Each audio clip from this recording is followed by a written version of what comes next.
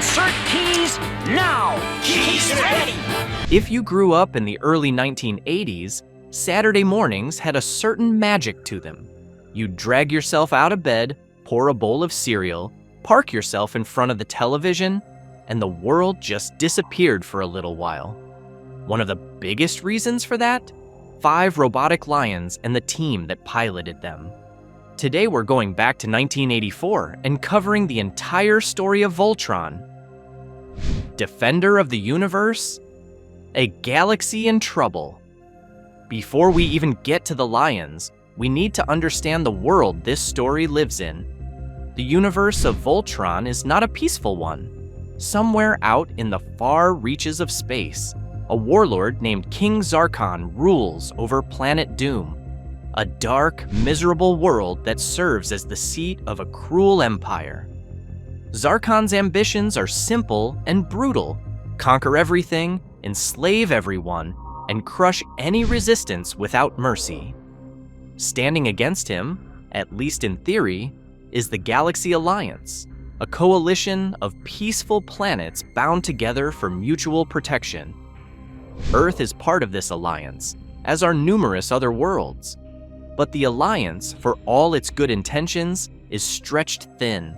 Zarkon's forces are relentless, and the galaxy desperately needs a weapon powerful enough to stop him. That weapon existed once. It was called Voltron. The legend goes back centuries. Voltron was a mighty robotic defender, enormous, powerful, and virtually unstoppable. He was loved by the good planets and feared by those with evil intentions. Under his watch, peace held across the galaxy. But then Zarkon's court witch, a cunning and dangerous woman named Hagar, found a way to neutralize Voltron. She cast a spell that split the great robot into 5 separate pieces, 5 robotic lions, and scattered them across the surface of a planet called Eris. Hi, all you heroes! Don't run away! Hey, you know what? Planet Eris was a beautiful world, green and full of life, governed by a royal family whose ancestors had long been connected to Voltron. But after Hagar's spell broke the Great Defender apart, Zarkon descended on Eris with his armies. By the time our story begins, the planet has been devastated. Its people are scattered and frightened. Its cities are in ruins, and its royal family has been nearly wiped out. The only survivor of the royal line is a young princess named Allura, who has been hiding in the Castle of Lions, the ancient fortress that once housed Voltron, under the care of a wise advisor named Koran. This is the world the Galaxy Alliance sends 5 young pilots into. 5 pilots, 1 mission. The Galaxy Alliance assembles a team. Their mission? Travel to planet Eris, locate Voltron, and restore him as a defender of the galaxy. The 5 men selected are among the Alliance's best. There is Keith, the team's steady, sharp-eyed leader. There is Lance, bold and quick-tempered but fiercely loyal. There is Sven, a Norwegian pilot who serves as second in command, quiet, methodical, dependable. There is Hunk, the big, good-hearted strongman of the group. And finally, there is Pidge, the youngest of the 5 and the team's technical genius, small in stature, but enormously clever. They arrive at Eris, but they are too late to avoid trouble. Zarkon's forces, commanded by a hard-nosed general named Urak, are already in the area. The 5 pilots are engaged almost immediately, captured in battle, and thrown into the dungeons of Planet Doom. Life on Planet Doom is exactly what you'd expect of a world ruled by someone like Zarkon. The dungeons are full of slaves, the atmosphere is oppressive, and cruelty is the standard operating procedure. But Keith and his team are resourceful. They manage to escape their imprisonment and make their way back to planet Eris. When they land on the surface of Eris, they begin searching through the ruins. Eventually, they find the Castle of Lions, and inside it, they find Princess Allura and Korin. The princess is not what you might expect. She is young, still a teenager by the show's telling, but she carries herself with a quiet dignity. She has spent years in hiding, watching her planet suffer, and she is more than ready to fight back. She declares the 5 pilots to be the planet's new guardians and opens the castle's resources to them. With her help, and with guidance from the spirit of her late father, King Alfor, who appears to Allura in moments of need, the team begins the search for Voltron's 5 lions. Follow me. I'll show you where they live. Let's go! It might be the answer. Finding the lions. The 5 lion robots are hidden in different locations across Arus, each connected to one of the planet's natural elements. The black lion draws power from lightning. The red lion is tied to volcanic heat and magma. The green lion is connected to wind and cyclone energy. The blue lion is powered by water, and the yellow lion draws strength from the desert sands. 4 of the 5 keys needed to activate the lions are found relatively quickly, with the help of Princess Allura and the ghost of King Alfor. But the 5th key, the one for the black lion, takes one more battle to uncover. In that battle, with Zarkon's forces closing in, the team finally assembles all 5 keys and brings the lions to life. And then, for the first time in the story, they form Voltron. It is a moment the show handles with great ceremony. Each pilot calls out his role. Keith, in the Black Lion, commands the sequence. The lions combine in a precise, choreographed transformation, forming feet and legs, then arms and body, and finally the head, until Voltron stands in his full height, enormous and powerful. In that first battle together, the team forges Voltron's greatest weapon, the blazing sword, a blade of pure energy that cuts through Zarkon's robeasts like they are made of paper. From that point forward, every time Zarkon sends one of Hager's monsters to Eris, Voltron is there to meet it. The formula becomes familiar and beloved. The robeast attacks, the lions engage, Voltron forms, the blazing sword appears, the robeast falls. But the story is more than that formula. It is full of character, conflict, and genuine consequence. The team changes. The earliest turning point comes in episode 6. Sven, the quiet Norwegian pilot, steps in during a skirmish involving Hager and one of her creatures. He is badly wounded, struck down by a robeast, and the injuries are severe enough that he is sent off to a planet called Ebb for medical treatment. He does not return to the team for a long time. This leaves an immediate problem. The Blue Lion needs a pilot. What happens next is one of the things that made this series feel genuinely different from its peers. Princess Allura herself volunteers to take Sven's place. Her nanny, a formidable, fussing caretaker who has spent years trying to keep the princess away from danger, Princess, but the Voltron force is still at your service. We successfully repelled is horrified. Karan is uncertain, but Allura is not asking for permission. She steps into the cockpit of the Blue Lion, and she stays there for the rest of the series. This is significant. In 1984, a princess who chose to fight alongside soldiers rather than wait to be rescued was not the norm. Allura is fierce, capable, and takes real risks. She makes mistakes, faces genuine danger, and earns her place on the team through action rather than sentiment. She is a real member of the Voltron force, not a symbolic one. Zarkon's commanders and Hager's monsters. Zarkon himself stays mostly on Planet Doom, directing operations from his throne. He is served by 2 primary figures. The first is Commander Yurak, the military general who leads Zarkon's attack fleets.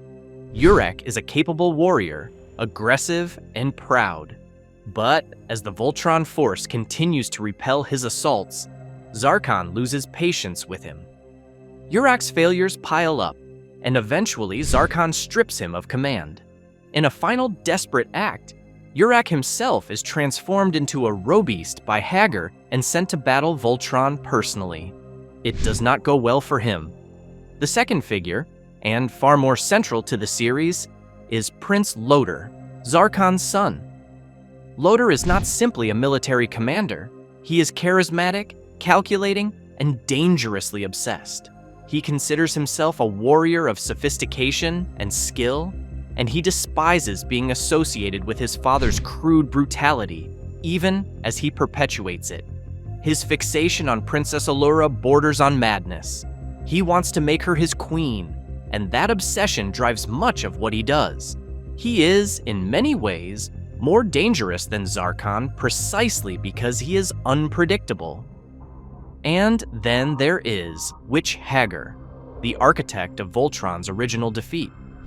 Hagar is old, cunning, and deeply skilled in dark magic. Her role throughout the series is to create the robeasts that Zarkon and Lotor send against Voltron. Enormous creatures, some mechanical, some transformed from living beings, each designed to exploit a weakness or overwhelm the team.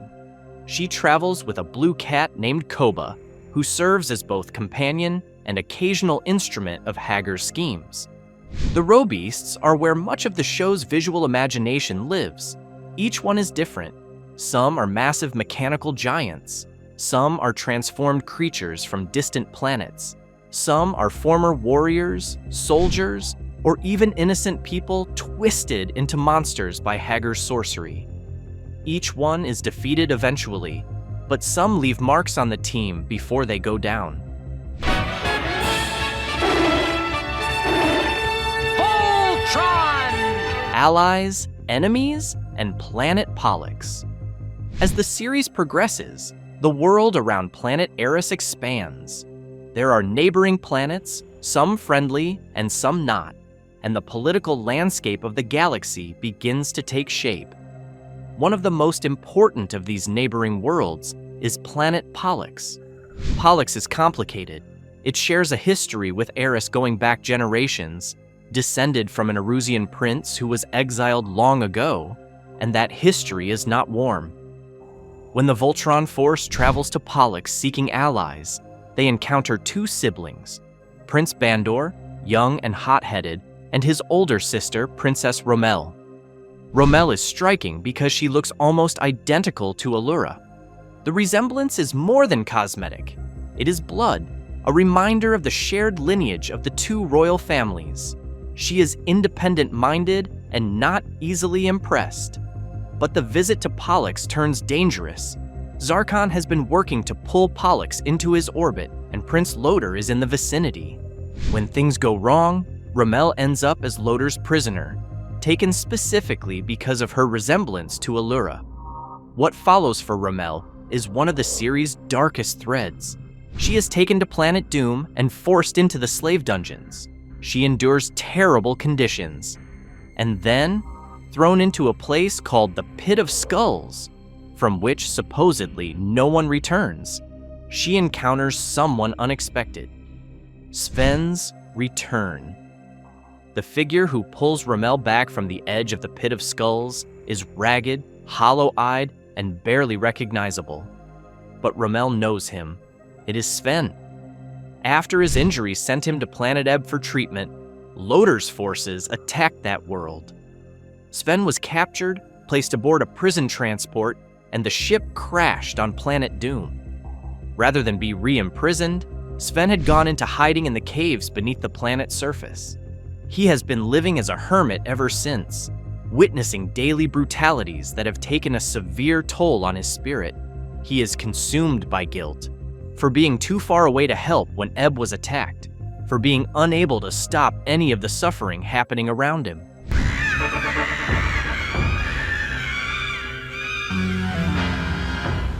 Rommel does not give up on him.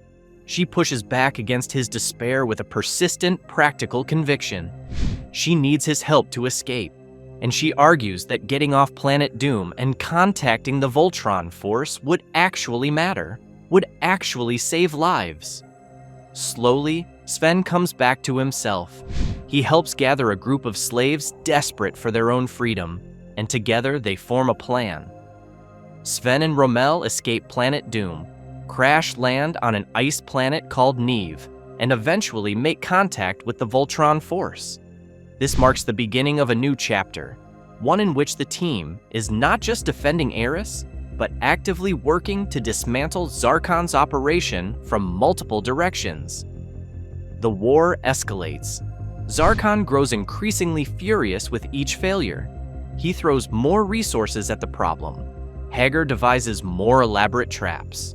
Loader swings between reckless obsession and moments of genuine tactical cunning. One of the most memorable developments comes when Zarkon decides to stop relying on Loader entirely and steps in himself. He commissions a massive Lazan satellite, Lazan being an intensely powerful energy source, with the plan of using it to supercharge 500 of his strongest robeasts all at once, creating an army capable of overwhelming Voltron through sheer numbers. It is the most ambitious military operation he has mounted, and it is a genuine threat. Sven, now operating as an active agent against Doom rather than a traumatized hermit, gets wind of the plan. He infiltrates Zarkon's forces by disguising himself as a robeast and stowing aboard the transport ship heading for the satellite. He manages to find the satellite's location and gets that information to the Voltron force in time. Voltron destroys the satellite before the supercharged army can be launched. There are also moments that show Zarkon's empire beginning to fracture. Some of the planets under his control are quietly seeking independence. A small world called Yaddle declares itself free of Zarkon's rule and invites the Voltron force to celebrate with them, only for Hager to create a duplicate Voltron, armed with knowledge of all the real Voltron's moves, to infiltrate the celebration and set a trap. The real team outsmarts the imposter when Keith realizes that separating the red and green lions from the formation leaves the fake Voltron helpless. The Doomite engineers had miscalculated, and the blazing sword ends the encounter. Meanwhile, Zarkon finally loses all patience with Loader's repeated failures and throws his own son into the dungeons. Loader, characteristically, does not stay there. He breaks out of prison and, in a bold power play, seizes control of Planet Doom's throne while Zarkon himself is occupied elsewhere. Father and son are suddenly on opposite sides of their own empire. We're just standing here. Let's move. Sick the robot lions on him! I'll cover you with a laser. The final push.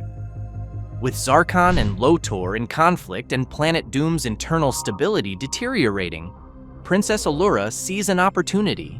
She convenes a conference of allied and neighboring planets, making the case that now is the time to strike, to press the advantage and take the fight to Doom rather than simply defending Eris.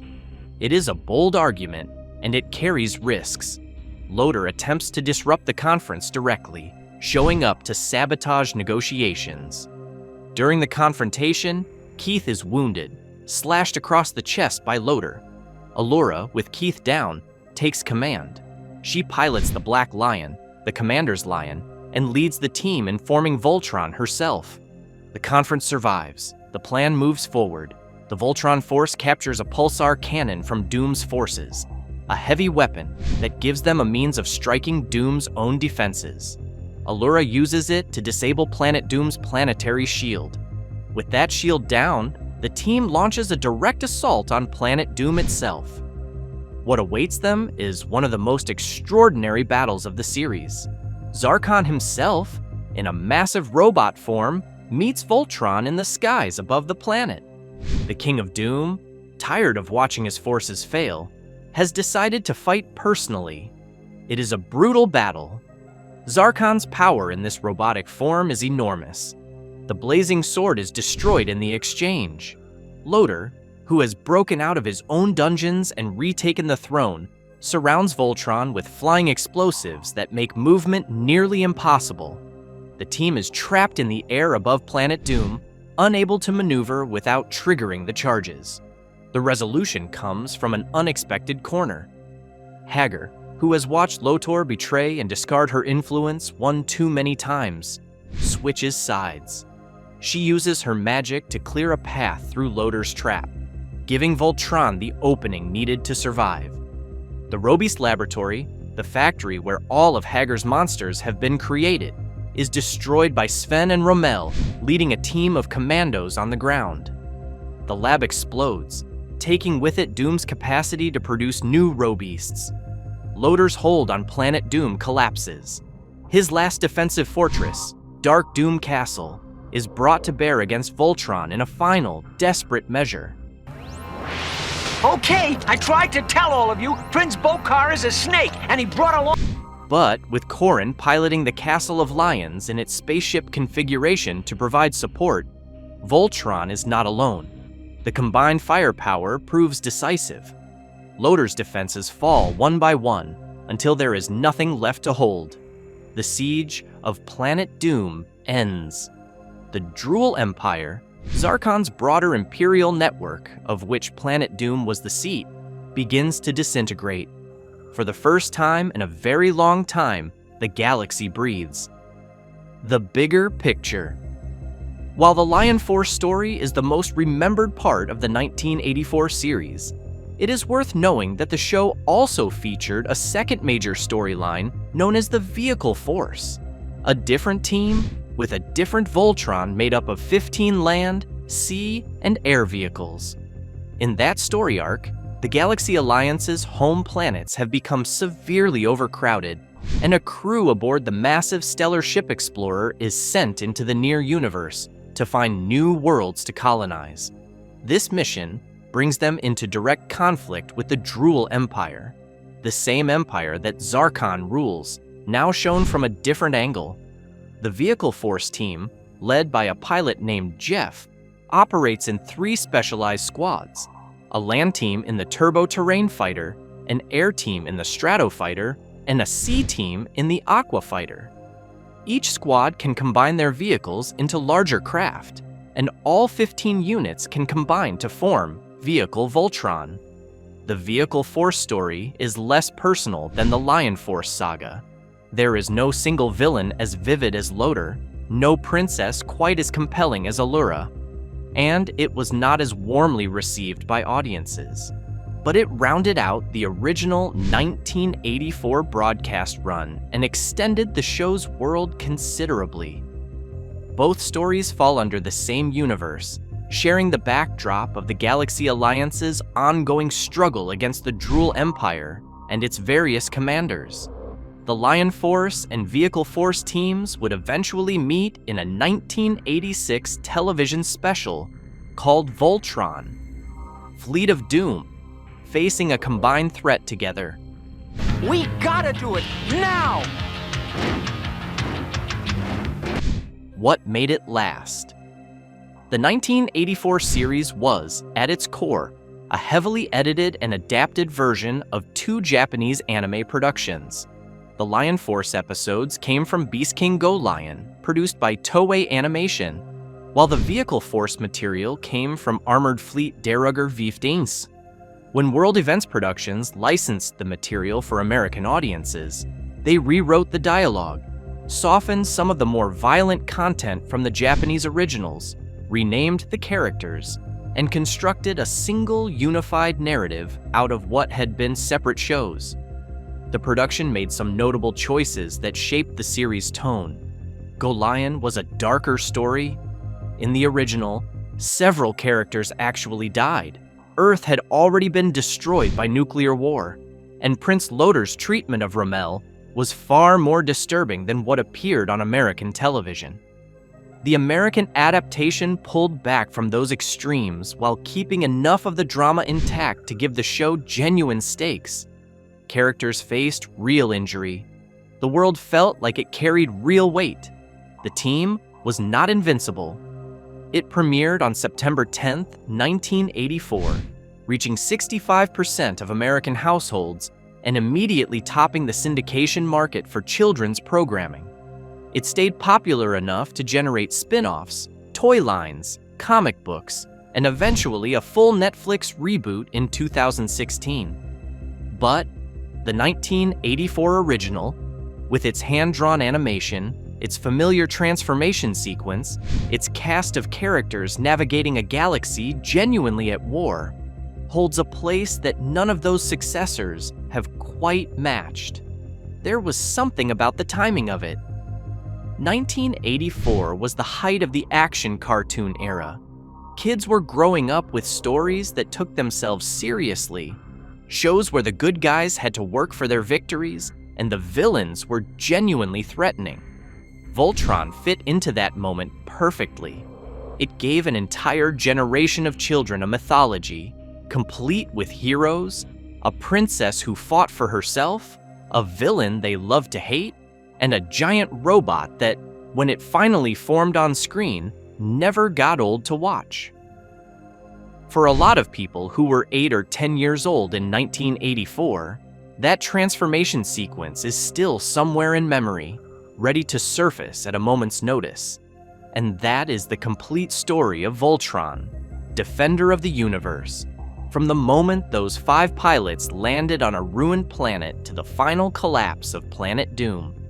It was a show that understood what it meant to be a kid in the 1980s, that sense of needing heroes, and the quiet satisfaction of watching a team of people who genuinely cared for each other face impossible odds and find a way through. If you enjoyed this video, please give it a like. It truly helps the channel more than you might think. And if you want to see more full story breakdowns like this one, go ahead and hit subscribe so you don't miss what's coming next.